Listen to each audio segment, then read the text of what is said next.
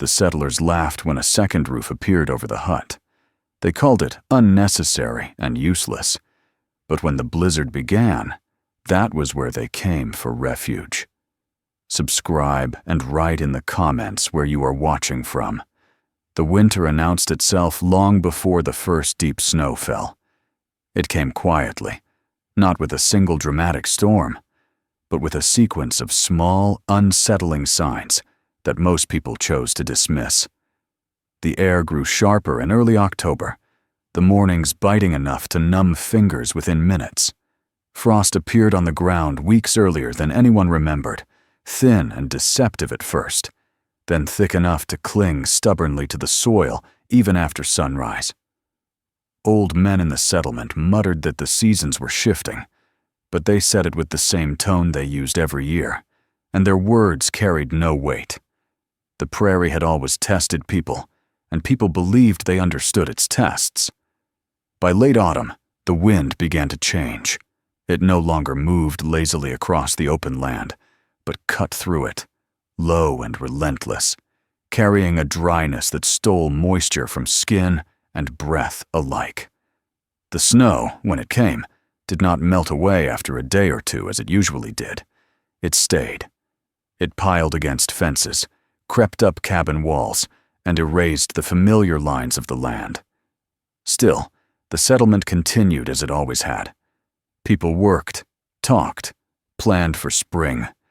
They trusted habit more than observation. The cabins stood scattered across the plain, built quickly in earlier years, when speed mattered more than precision. Most were single-walled structures, chinked hastily with mud and straw that cracked and loosened as temperatures dropped. Roofs sagged slightly under the first heavy snowfalls, and smoke leaked from poorly sealed chimneys, carrying precious heat into the sky. Food stores were modest, calculated for a normal winter and a timely thaw. Few families kept more than they needed, believing that sharing within the community would fill any gaps. Elen Hawkins had never shared that confidence. Her cabin sat near the outer edge of the settlement, not by choice, but by circumstance. It had been her husband's decision years earlier, driven by practicality rather than pride. The land there drained better, and the slight rise offered protection from spring floods. Over time, Elen had come to appreciate the distance. It allowed her to work without constant observation and to think without interruption. She was a woman of measured movements and quiet habits, neither warm nor cold in her manner, but precise. Her hands bore the marks of years of labor, fingers slightly bent, skin toughened by wind and wood and rope. She spoke little in public gatherings, yet when she did, her words carried weight, grounded not in opinion, but in careful reasoning. She watched, calculated, remembered. Her husband, Thomas Hawkins, had been a steady presence rather than a commanding one. He was not the kind of man people spoke about with admiration or envy. He worked, returned home, repaired what needed repair, and prepared for what he believed might come. He trusted Elen's judgment without question, a rare thing in a place where men often mistook noise for authority. Together, they had built a rhythm that sustained their household. Their sons were growing into that rhythm in different ways.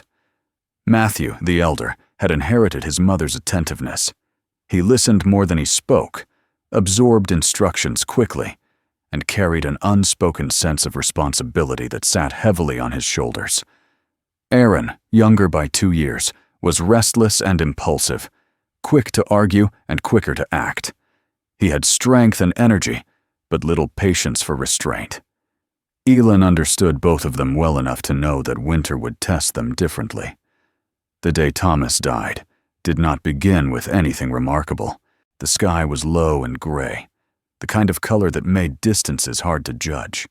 He had gone out early to check a line of fencing that had been damaged by drifting snow and wind. Elen watched him pull on his coat, noting the way he hesitated at the door, listening to the wind. He smiled at her, a brief familiar expression, and stepped outside. Hours passed. By the time the boys began to worry, the light was already fading. Elen went out herself, following his path across the hardening snow. She found him less than a mile from the cabin, caught beneath a fallen section of fence, his body stiffening in the cold. There was no dramatic injury, no sign of struggle, just exhaustion, exposure, and the unforgiving speed with which cold claimed what warmth remained. Elen did not cry then. She stood there for a long time, her breath forming slow clouds in the air, understanding immediately that this was not an accident in the way people preferred to think of accidents. It was a consequence, a chain of small decisions, delayed preparations, and faith in conditions that no longer applied. The settlement came together in the days that followed, offering words and gestures that meant well but changed nothing. Food was brought, hands offered help, heads bowed.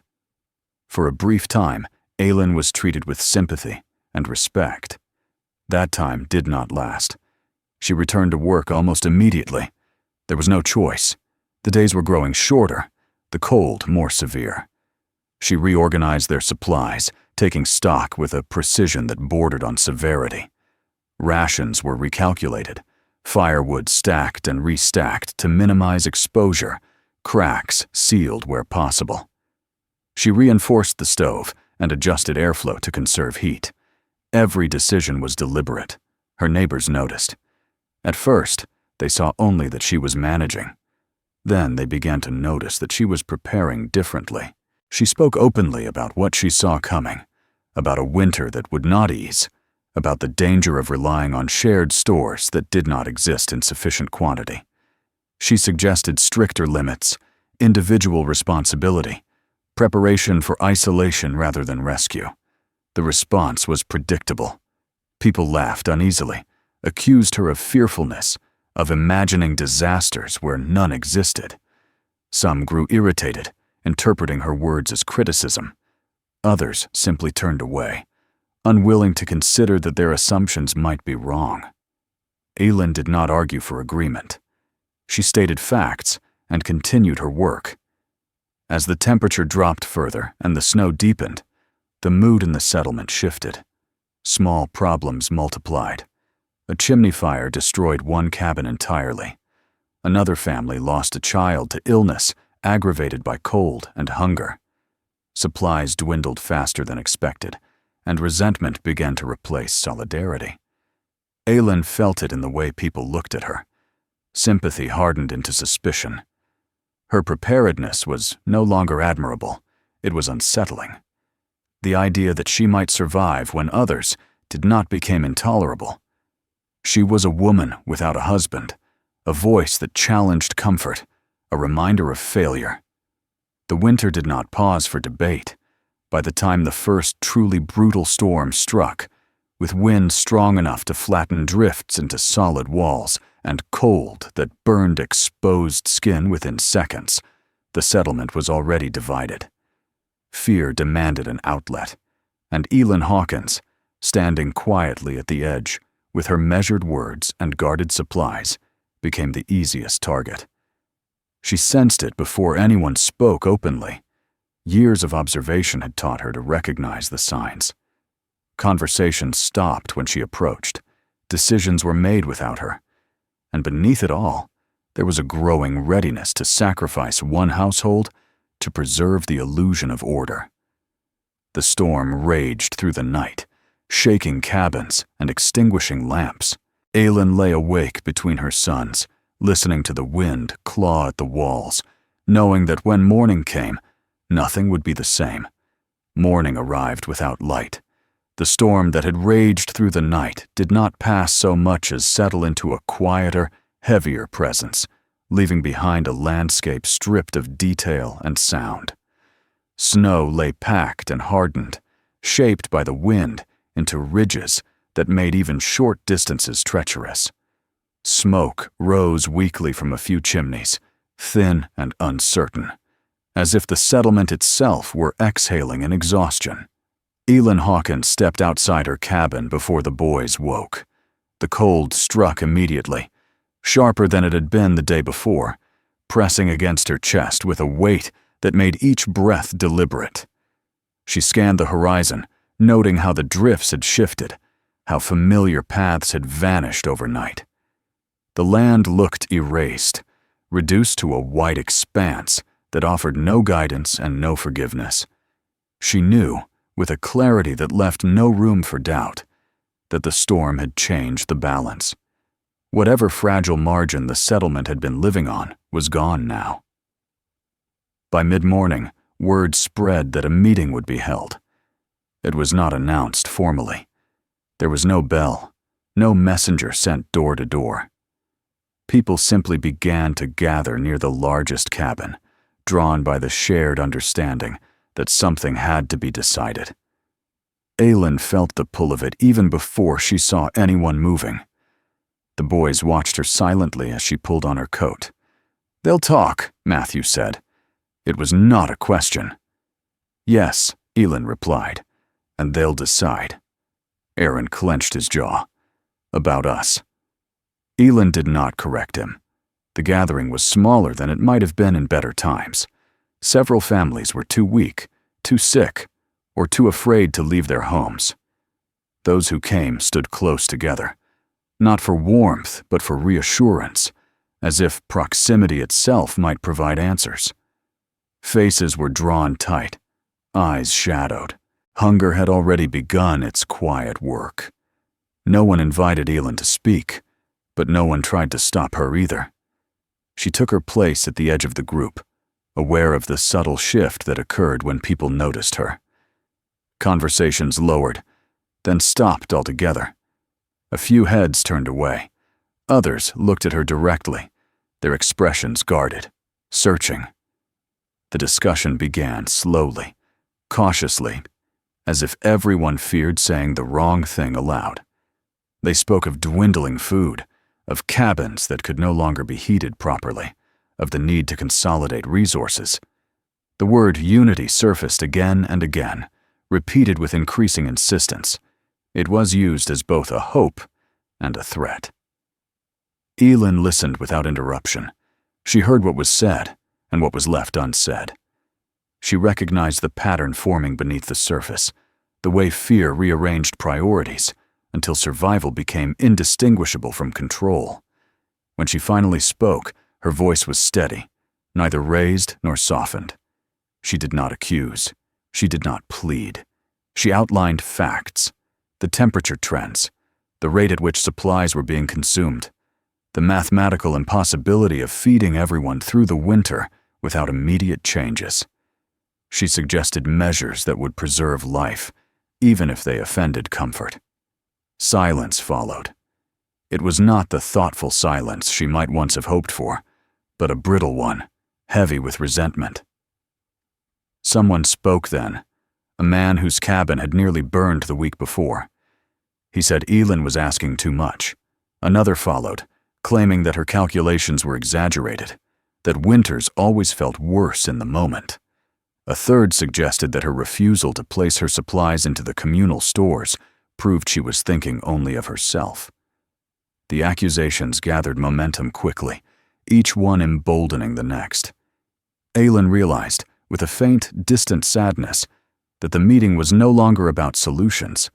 It was about relief, about finding a way to believe that their situation was not the result of collective failure, but of individual disobedience. The fact that she was a woman did not need to be spoken. It was present in every glance, every dismissive wave of the hand. A man without a wife might have been pitied. A woman without a husband was suspect. Authority without male backing was perceived not as competence, but as defiance. When the decision came, it was delivered without ceremony. They framed it as necessity, as a temporary measure. Elen and her sons would have to leave the settlement. There were too many mouths, too few resources. Their departure would ease the burden. It was said calmly, almost kindly, as though the words themselves carried mercy. Elen did not react immediately. She looked at the faces before her, noting which ones avoided her gaze and which met it without flinching. She understood then that no argument could change what had already been decided. Fear had chosen its path, and it did not allow detours. She asked one question only. How long did they have? The answer was brief. By nightfall. Matthew stiffened beside her, anger flashing across his usually controlled expression. Aaron took a step forward, his fists clenched, his breath quickening. Elen placed a hand on his arm, not to restrain him physically, but to anchor him. She nodded once, accepting the sentence not as agreement, but as acknowledgement. Then she turned and walked away. The journey out of the settlement began under a sky that remained stubbornly gray, offering no sign of change. Elen moved deliberately, choosing what to carry with care. There was no room for sentiment. Tools, food, blankets, the most essential items only. She left behind furniture, excess clothing, anything that could slow them or drain their strength. The boys worked without complaint, though the strain showed in their movements. Each item they packed represented a narrowing of possibility, a closing of doors. When they finally stepped away from the cabin that had been their home, Elen allowed herself a single glance back. She did not dwell on it. Looking too long at what was lost would make it harder to move forward. They did not travel far. Elen led them toward the outer reaches of the land, where trees grew thicker and the ground sloped unevenly. She avoided open spaces, mindful of the wind. Her pace was measured, conserving energy, reading the terrain as she went. By late afternoon, they reached the remains of what she had been searching for. An old structure, long abandoned, partially collapsed beneath years of neglect and snow. A crude cabin frame, its roof caved in, and a nearby lean-to that had once sheltered animals or tools. Most would have seen only ruin. Elen saw possibility. She walked the perimeter slowly, examining the angle of the remaining walls, the condition of the timber, the way snow had accumulated and melted around the structure. She pressed her hand against the wood, feeling its density, its resilience despite decay. She noted how the ground dipped slightly, offering natural insulation from the wind. The boys watched her, waiting. "This is where we stop," she said at last. Aaron stared at the wreckage. "This won't hold," he said, the fear he had been holding back finally breaking through. "It's barely standing." "It doesn't need to hold as it is," Elen replied. "It needs to be changed." As the light faded, they began clearing snow, exposing the bones of the old cabin. Their hands grew numb quickly, their movements stiff. Elen worked alongside them, her breath steady, her focus absolute. She did not promise safety. She did not offer comfort she could not guarantee. She offered direction. By the time darkness settled fully, they had cleared enough space to shelter themselves for the night. It was inadequate, temporary, and cold. But it was a beginning. As they lay close together, wrapped in blankets that did little to keep out the cold, Elen stared into the darkness and allowed herself, for the first time since the meeting, to feel the weight of what had been done to them. The anger came, sharp and sudden, followed by a deeper resolve that pressed it down. The settlement had chosen fear. She would choose preparation. And in that choice, she understood, lay the only path forward. The night they spent in the ruins was the coldest Elen Hawkins had yet endured. The broken remains of the old cabin offered little protection from the wind, which slipped through gaps in the timber as if the structure were no more than a suggestion of shelter. Snow sifted down from the collapsed roof, settling into their blankets and melting slowly from the heat of their bodies, only to refreeze as the warmth faded. Sleep came in fragments, shallow and uneasy, broken by the ache of cold and the constant awareness that this place, as it stood, would not keep them alive for long. Before dawn, Elen was awake. She lay still for a time, listening to the wind and measuring its rhythm, noting how it shifted direction with the uneven terrain. The boys slept on either side of her, their breathing shallow but steady. She allowed herself a moment to feel the weight of responsibility pressing against her chest, heavier than the cold. There was no one else to decide now. No counsel, no shared burden. Whatever they built, whatever they became in the weeks ahead, would be shaped by her choices alone. When the light finally crept in, pale and reluctant, Elen rose and stepped outside. The world beyond the ruins was stark and silent, the snow unbroken except for the tracks they had left the day before. The old cabin stood at a slight angle, its remaining walls leaning inward, as if collapsing into themselves. Many would have seen it as a warning. Elen saw it as a core. She walked around the structure slowly, circling it several times, her mind already working through possibilities. The cabin had been poorly built, even by frontier standards, but its flaws were instructive. The walls were thin, the joints loose, the roof pitched too shallow to shed heavy snow. Yet the timber itself was sound, seasoned by years of exposure. More importantly, the cabin sat partially sunk into the ground, the earth rising halfway up its lowest wall. Whoever had built it had understood, at least instinctively, the value of insulation. "This stays," Elen said when the boys joined her, their faces pale and drawn. She placed her hand against the wall. "Everything else will change." Matthew studied the structure with a seriousness that mirrored her own. "You're not talking about fixing it," he said. "No," Elen replied. "I'm talking about building around it." Aaron frowned. "Around it?" Elen nodded. "A house inside another house. The old walls will be our inner shell. We'll build a second skin outside it, leaving space between them. Air trapped there will slow the cold. The ground will help us. The wind won't touch the inside walls at all." Aaron opened his mouth to argue, then closed it again.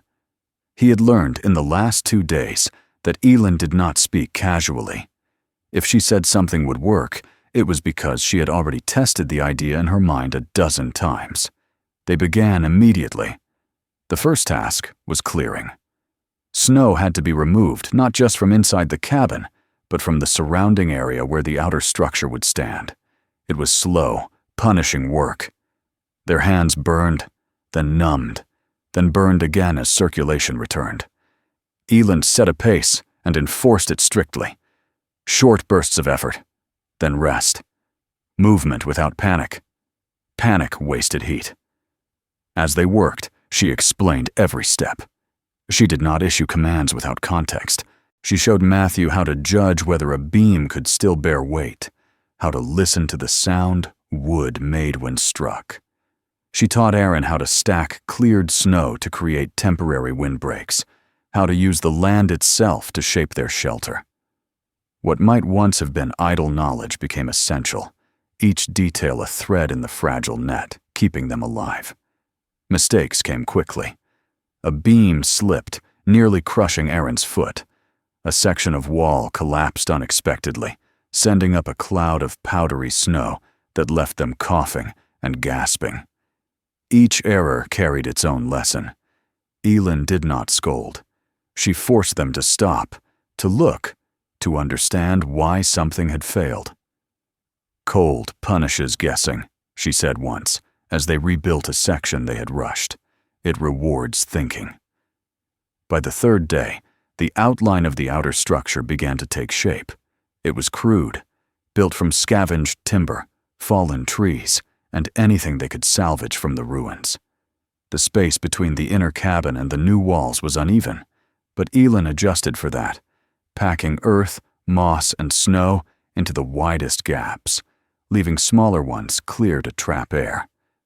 She explained the balance to the boys, the difference between insulation that absorbed moisture and insulation that allowed it to escape. At night, they returned to the inner cabin, now partially shielded from the wind by the beginnings of the outer shell. The difference was subtle, but real. The cold no longer pressed in from every direction. Their breath lingered in the air longer before dispersing. Sleep came a little easier. The strain, however, did not lessen. Hunger sharpened tempers.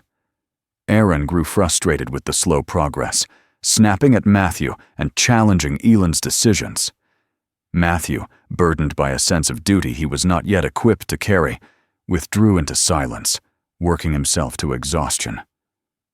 One evening, as they sat near the small fire Elen had managed to keep alive, the tension finally broke. "This isn't enough," Eren said, his voice tight with fear he could no longer contain. "Even if we finish it, it won't matter. It's too cold. We should have gone farther. We should have—" Elen cut him off, not with anger, but with a steady look that held him in place. "Stop," she said. "You're not wrong to be afraid. But you are wrong to think fear knows more than preparation." She turned to Matthew. "And you," she added quietly. "You don't have to carry this alone. You're learning. That's enough for now." They sat in silence after that, the fire crackling softly, the wind muted by the growing walls around them.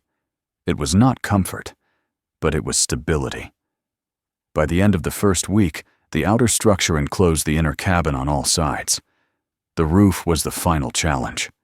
Snow load was a constant threat, and Elaine insisted on a steep pitch, even though it required more effort and materials. She showed the boys how to brace it properly, how to distribute weight, so no single beam bore too much strain. When the roof was finally set, they stood back and looked at it together, the shape rough but purposeful, rising solidly against the white sky. The first full night inside the completed structure was transformative. The fire burned low, yet the temperature inside remained steady. The walls held. The wind howled outside, but its voice was distant now, dulled by layers of wood, earth, and air. Elen lay awake for a long time, listening not to the storm, but to the quiet persistence of the shelter they had built. In the days that followed, she refined the system. Ventilation was adjusted to prevent moisture buildup. Small gaps were sealed or opened as needed. She taught the boys how to read the structure itself, how to feel changes in temperature along the walls, how to recognize signs of weakness before they became failures. The house within the house became more than a shelter. It became a lesson written in wood and earth, one that demanded attention and rewarded care. The boys began to understand it, not as a miracle, but as a result of choices made early and reinforced daily. As the winter deepened outside, Elen felt a quiet certainty settle within her. They had not escaped the cold. They had met it on their own terms. And in doing so, they had created something stronger than refuge. They had built a system. And systems, Elen knew, could outlast fear. The winter tightened its grip as if angered by resistance. The storms grew more frequent, the cold more precise, honing itself into something that no longer merely tested endurance, but actively sought weakness. Outside the layered walls of the house within the house, the land seemed frozen into a single unmoving moment, stripped of color and sound. Trees stood rigid, their branches locked beneath ice. Snow no longer fell softly.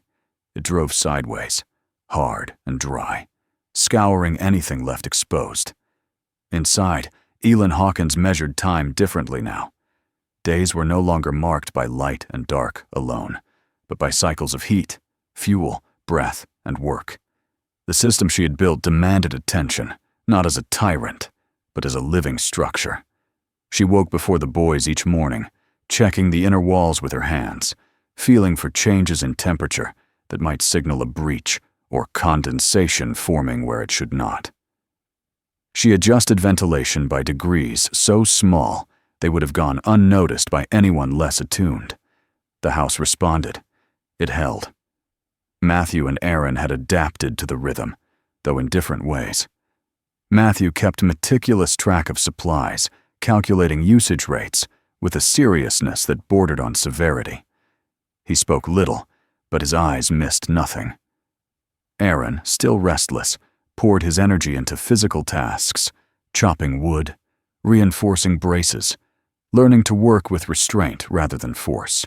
The friction between them remained, but it no longer threatened to fracture the fragile order of their days.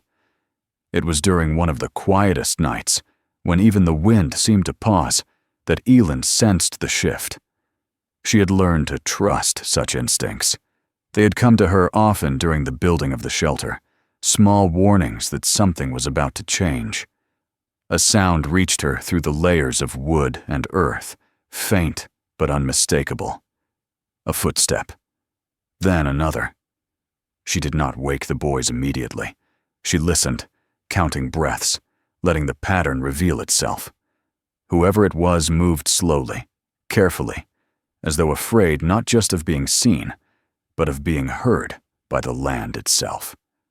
Elen rose, pulled on her coat, and stepped toward the outer door. She opened it just enough to see. A figure stood a short distance away, half buried in drifting snow, hunched against the cold. For a moment, Elen did not recognize him. Then he lifted his head, and she saw the familiar lines of a face drawn thinner, harder, stripped of its former certainty. It was one of the men who had spoken against her at the meeting. He did not approach. He did not speak. He simply stood there, his posture conveying what words could not. Hunger, fear, shame. Elen waited. At last, he cleared his throat. "We didn't know," he said, the words barely audible. "It's worse than we thought." Elen nodded once. "I know." There was no apology. There did not need to be. What mattered now was not what had been said weeks earlier, but what was being asked, without being voiced. She gestured toward the structure behind her. "You can come closer," she said, "but you don't come in yet." The man hesitated, then obeyed. When he reached the edge of the outer wall, he stopped again, looking at it, as if it were something unnatural. He reached out, touched the wood, and pulled his hand back quickly, as though surprised by its solidity. "It's warm," he said. "Yes," Elen replied, "because it's built to be." She did not invite him inside that night. She gave him food instead, measured and sufficient, and directed him back toward the settlement with instructions he did not question. When he left, his steps were steadier than when he had arrived. The next visitor came 2 nights later, then another, and another after that. They did not come in groups. They came alone, under cover of darkness, avoiding the open paths that might expose them to others. Each arrival followed the same pattern: hesitation, recognition, a silent admission of failure. Elen met them all the same way. She did not scold. She did not comfort. She listened, and then she set terms. No one stayed without working. No one ate without contributing. No one remained ignorant by choice. She explained the structure, the logic behind it, the discipline it required. Those who bristled at instruction were sent away with enough food to survive another day, nothing more. Those who listened were allowed to stay, first outside, then gradually within the outer shell, learning its rhythms from the periphery inward. Matthew took naturally to teaching. He showed newcomers how to stack wood properly, how to recognize when breath inside the shelter grew too damp, how to adjust vents to prevent frost buildup. He spoke with quiet authority, no longer the boy who watched from the margins. Aaron struggled more with patience, but his strength was undeniable. He became responsible for reinforcing sections of the outer wall, adapting quickly when Elen corrected his approach, learning that control was as important as effort. Word spread. By midwinter, the old settlement had begun to unravel. Fires destroyed what cold had not already weakened. Arguments over food turned violent. Families who had once relied on proximity now shut their doors against one another, hoarding what little they had left. The illusion of unity collapsed under the weight of scarcity. Those who came to Elen's shelter brought stories with them, fragments of a wider collapse. Elen listened, absorbing the information without comment.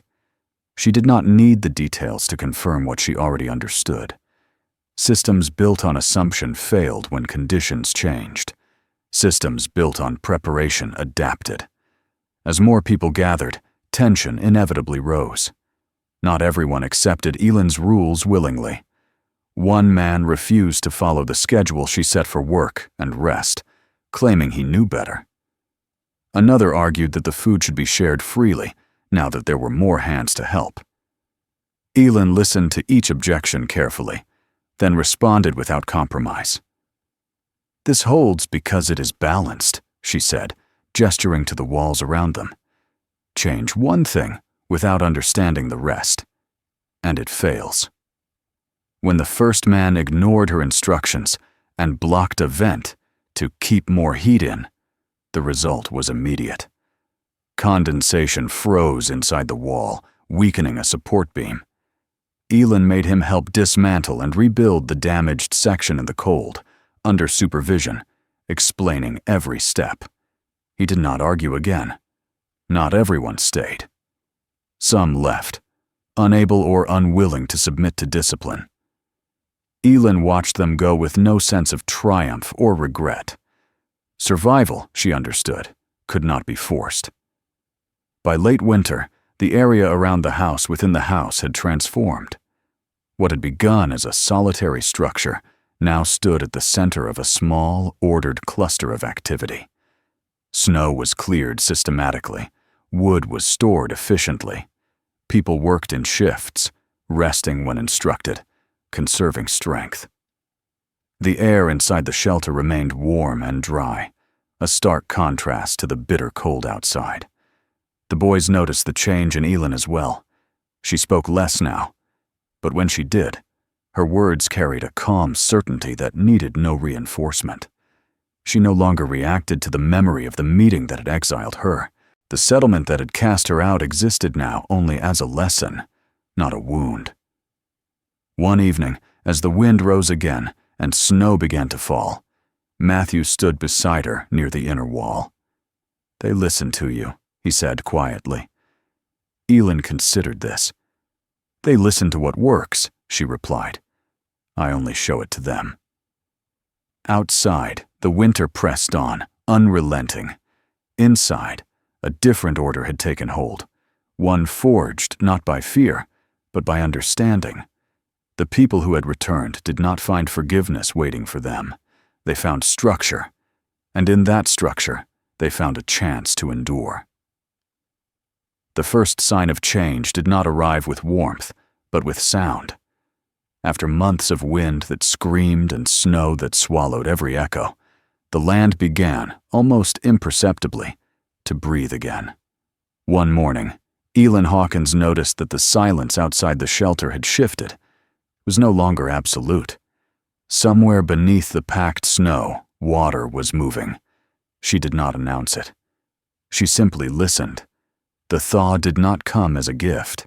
It came cautiously, unevenly, as if the land itself was unsure whether it was safe to loosen its grip.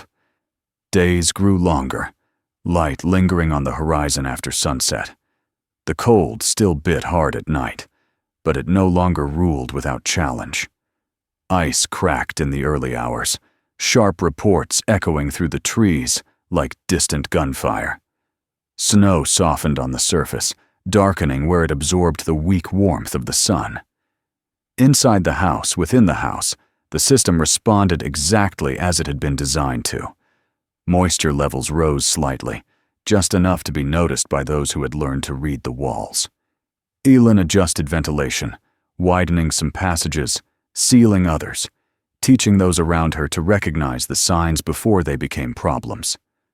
This was the most dangerous moment, she knew. Many shelters failed not in the depths of winter, but in the careless optimism of its retreat. The people who had gathered around her structure now moved with practiced coordination. There was no celebration, no rush to declare the danger past. They had learned too much for that. Work continued according to schedule. Food was rationed with the same precision as before. Wood was dried and stored. The discipline that had carried them through the worst days did not dissolve, simply because the air had softened. Beyond the shelter, the remnants of the old settlement told a different story. When small groups ventured out to assess what remained, they returned with quiet reports rather than dramatic accounts. Cabins stood empty, doors hanging open, their interiors stripped of anything usable long before the cold had relented. Some structures had collapsed entirely, weakened by fire or neglect. Others remained standing, but uninhabitable, thick with damp and rot. The place that had once called itself a community now existed only as scattered remains, mute evidence of choices made too late. Elen listened to these reports without comment. She did not allow herself satisfaction, nor did she indulge grief. What mattered was not comparison, but continuity. Survival was not a verdict passed on others. It was an ongoing process. As the ground began to reveal itself in patches of dark earth, attention shifted slowly toward what came next. The people who had endured the winter together understood, perhaps more clearly than they ever had before, that survival through cold meant nothing if it did not lead to renewal. The question was no longer how to endure winter, but how to prevent the next one from ever holding such power again. Planning began quietly. Elen did not convene meetings. She spoke individually, walking the land with those who would listen, pointing out where water pooled, where frost lingered longest, where soil would warm first. Crops were chosen not for abundance alone, but for resilience. Root vegetables that could be stored deep into winter, grains that dried well and resisted spoilage, beans that enriched the soil while feeding the body. Every decision carried the memory of hunger within it. Storage was addressed before planting began. That, Elen insisted, was the difference between hope and preparation. New root cellars were marked out, their depths measured carefully to reach below the frost line. Smokehouses were planned with ventilation that could be controlled precisely, not guessed at. The people worked together, not out of sentiment, but because the systems demanded it. Knowledge flowed freely now, no longer guarded by pride. Matthew thrived in this phase. He had grown into the role winter had forced upon him, no longer merely following instructions, but anticipating needs. He drew plans in the dirt with a stick, refining designs for storage structures that improved upon what Elen had taught him, always checking his assumptions against her quiet nod or measured correction. His seriousness remained, but it was no longer burdened by fear alone. It was anchored by purpose. Aaron changed differently. The sharp edge of his restlessness softened into confidence. He still worked hard, still tested limits, but he listened now, understanding that strength untempered by judgment was simply another form of waste. He took responsibility for training others in physical tasks, passing on lessons learned through exhaustion and near failure. The boy who had once questioned every decision now enforced the very discipline he had resisted. As for Elen, those who watched her closely noticed a subtle shift. She did not step forward to claim authority, nor did she retreat into the background. She occupied a steady center, a presence that did not demand recognition because it had already earned trust. People came to her not for permission, but for clarity. She gave it without embellishment. The house within the house remained standing, even as the need for its full protection diminished. Elen insisted it stay that way. "It is easier to keep something than to rebuild it," she said simply. The structure became a reference point rather than a refuge, a reminder of what had been learned at great cost.